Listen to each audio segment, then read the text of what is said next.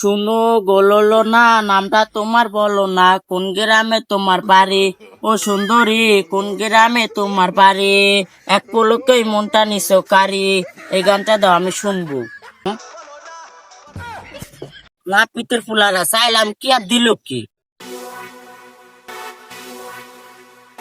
ঘটনা কি? ঘরে থইলাম মোবাইল, মোবাইলটা নিল কিরা? নীরব তো আবার মোবাইল নাই। যাই তো দেখে আসো কই আছে।